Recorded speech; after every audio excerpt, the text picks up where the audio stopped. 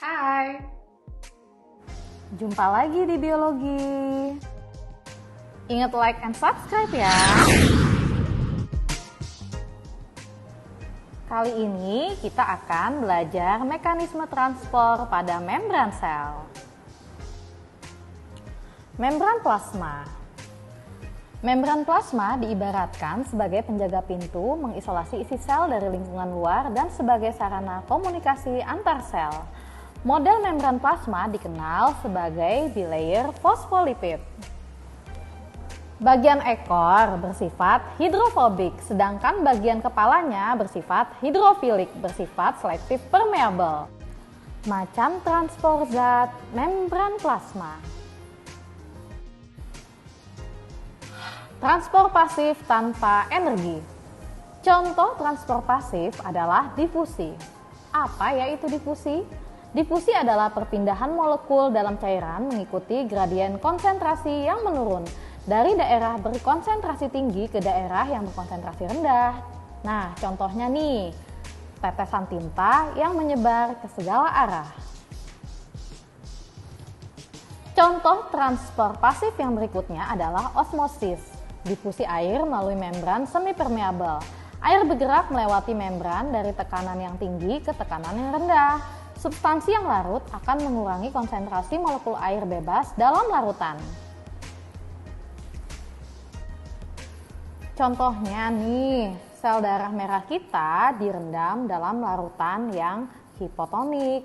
Maka yang akan terjadi adalah sel akan mengalami hemolisis.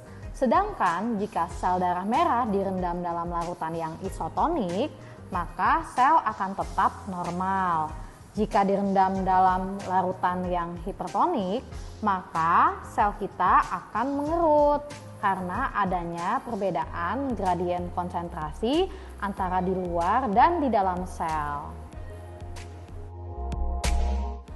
Kalau tadi transport pasif tidak menggunakan energi, maka beda nih dengan transport aktif. Apa sih transport aktif? Yaitu pergerakan atau pemindahan yang menggunakan energi untuk mengeluarkan dan memasukkan ion-ion molekul melalui membran sel dengan tujuan memelihara keseimbangan molekul di dalam sel. Energinya dalam bentuk ATP loh. Mau tahu contoh transport aktif yang pakai energi itu?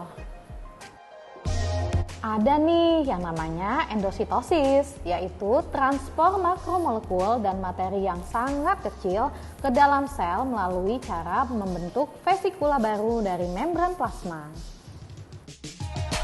Jenis-jenis endositosis. Ada fagositosis, yaitu pemakan seluler. Pinositosis, peminuman seluler. Sedangkan endositosis ada juga yang diperantarai reseptor yang disebut dengan ligan. Ini dia contoh fagositosis. Amuba memakan dan mencerna mangsanya dengan menggunakan pseudopodia.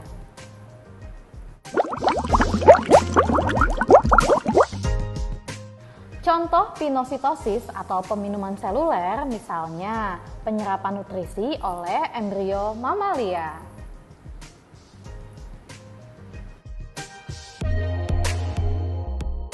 Eksositosis merupakan mekanisme transport molekul besar seperti protein dan polisakarida melintasi membran plasma dari dalam keluar sel.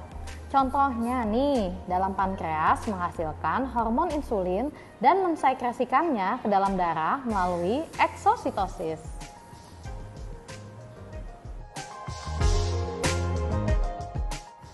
Oh, seperti itu ternyata. Sampai ketemu lagi ya guys.